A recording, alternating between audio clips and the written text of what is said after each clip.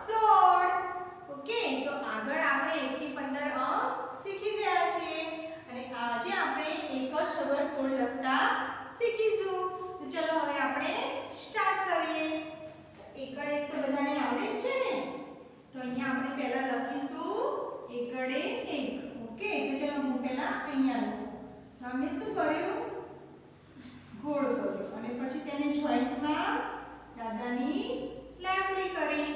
હવે આ તો બોલાશે એકડ 1 અને હવે છગડે 6 માટે શું કર્યું મિયા, અર્ધગોળ. પછી ઉપરથી બીજું નાનું અર્ધગોળ એટલે આ બની ગયું ગોળ. અને હવે નીચેથી આ રીતે વળાંક આપીશું, દાદાની લાકડી થોડી ઊંધી કરી દઈશું. તો આ શું બોલાશે હવે, એકડ છગડ 16. હવે આ એક જ હોય તો બોલાશે એકડ 1 અને આ એક હોય તો બોલાશે છગડે 6. પણ આ બંને જોડે છે તો બોલાશે એકડ છગડ 16. તો આવી જ રીતે આપણે અહીંયા લખીશું પેટર્ન દ્વારા. ઓકે, સંકેતો દ્વારા. તો સૌ પહેલા ગોળ, પછી જોઈન્ટમાં દાદાની લાકડી.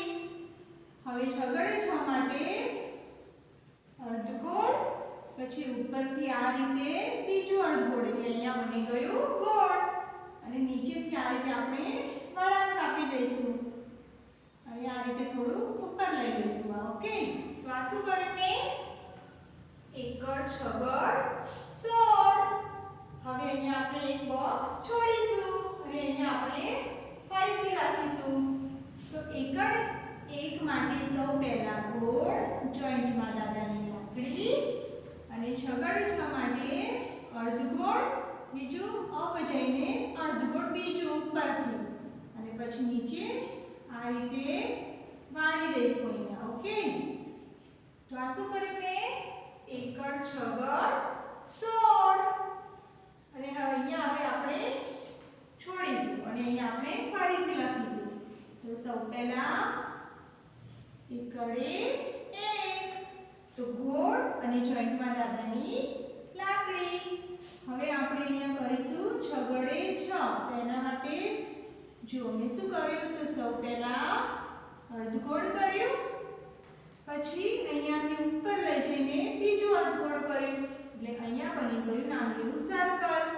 પછી અહીંયા જોઈન્ટમાં નીચે આ રીતે વળાંક આપવાનું છે. ઓકે, તો આ બની ગયો એકડ છગડ 16. અહીંયા આપણે હવે ફરીથી લખીશું.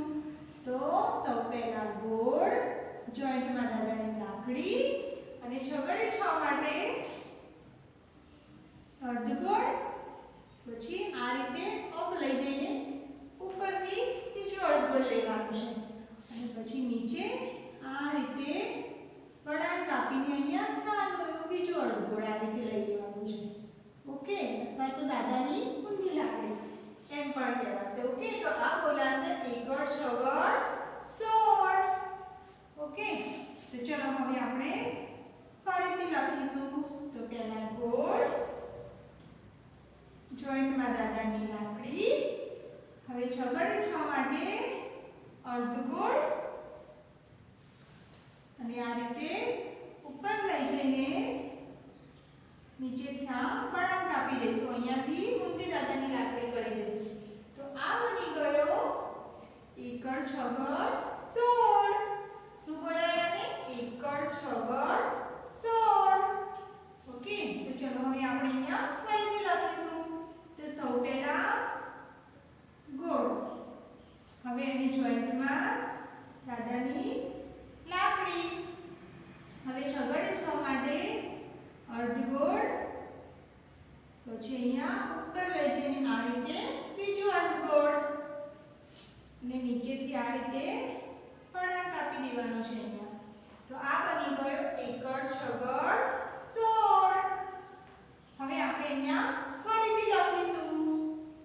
તો પહેલા લખીશું એકડ 1. તો એકડ 1 માટે પહેલા મેં ગોળ કર્યું, હવે બાજુમાં દાદાની લાકડી અને હવે અર્ધગોળ, પછી આ રીતે અપ લઈ જઈને બીજું અર્ધગોળ કર્યું. શું કર્યું મેં? બીજું અર્ધગોળ. અને હવે આ રીતે નીચેથી આ રીતે નીચે ખેંચવાનું છે અને પછી અહીંયા દાદાની ઊંધી લાકડી હોય એ રીતે આપણે વળાંક આપવાનું છે. તો આ બની ગયો એકડ છગડ 16. હવે જો એકડ એક છે જે એકડ લખેલો હોય તો એને બોલાશે એકડે 1 અને આ છગડે જો એકલો જ હોય તો એને બોલાશે છગડે 6. પણ અહીંયા શું છે તો બંને જોડે છે ને તો શું બોલાય?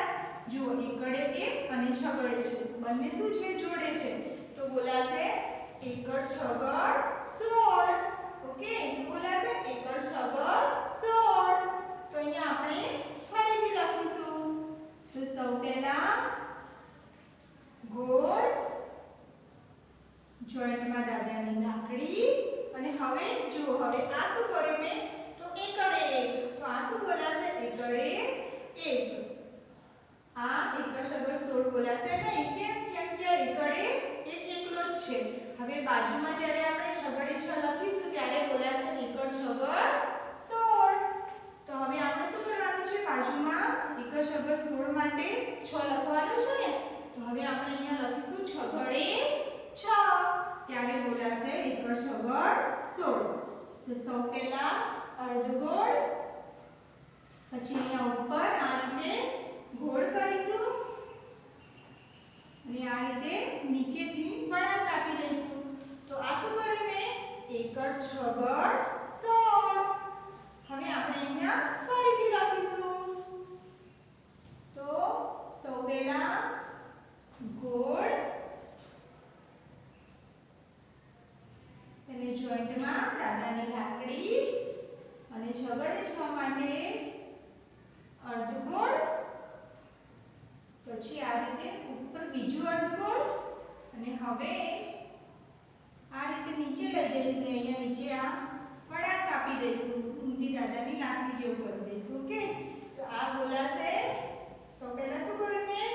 એકડે 1 પછી બાજુમાં શું કર્યું? છગડે 6 તો બંને ભેગા થાય એટલે શું બોલાશે? તો બંને જોઈન્ટમાં મેં બાજુમાં લખ્યા છે ને એકડ 1 ની બાજુમાં છે છગડે 6 તો બંને જોડે છે તો આ બોલાશે એકડ છગડ 16.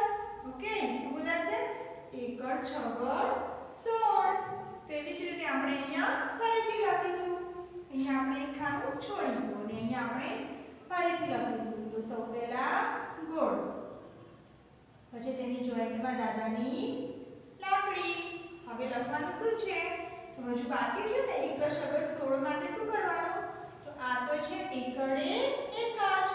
હવે બાજુમાં કરવાનું ને શું લખવાનું છે? હજુ બાજુમાં તો બાજુમાં આપણે આ રીતે છગડે 6 લખીશું એટલે બોલાશે એકડ છગડ 16 અને આ છે એકડે 1. હવે બાજુમાં કરીશું છગડે 6. તમે શું કર્યું? અર્ધગોળ પછી એને ઉપરથી આ રીતે બીજું અર્ધગોળ કર્યું એટલે આ બની ગયો ગોળ. હવે આપણે શું કરવાનું છે? તો આ રીતે નીચે આ ખેંચીશું અને અહીંયા વળાંક આપી દઈશું. તો આ શું બની ગયું? એકડ છગડ 16. પહેલા એક જ હતો એટલે એને બોલા એકડે 1. હવે બાજુમાં છગડે 6 આવી ગયું તો બે અંક ભેગા થયા તો હવે બોલાશે એકડ છગડ 16. ચલો આપણે અહીંયા ફરીથી લખીશું. તો સૌ પહેલા ગોળ જોઈન્ટમાં દાદાની લાકડી. હવે શું બાકી રહ્યું? તો અર્ધગોળ ઉપરથી બીજું અર્ધગોળ એટલે આ બની ગયું ગોળ નાનું એવું. અને હવે આપણે નીચે આ રીતે દાદાની લાકડી કરી દઈશું ઊંધી. તો આ બોલાશે એકડ છગડ 16. બે અંક ભેગા છે ને તો શું બોલાય? તો આ છે એકડ 1. જો અલગ હોય તો આ બોલાશે એકડ 1 અને આ પણ અલગ હોય તો બોલાશે છગડે 6. પણ આ બંને જોડે છે તો હવે બોલાશે એકડ છગડ 16. ઓકે તો ચલો હવે આપણે લાસ્ટમાં પણ આ જ રીતે કરીશું. તો સૌ પહેલા ગોળ જોઈન્ટમાં દાદાની લાકડી અને બાજુમાં અર્ધગોળ, ઉપર બીજું અર્ધગોળ અને આ રીતે વળાંક આપી દેવાનું છે નીચેથી. તો આ શું કર્યું મેં? 1 × 6 = 16.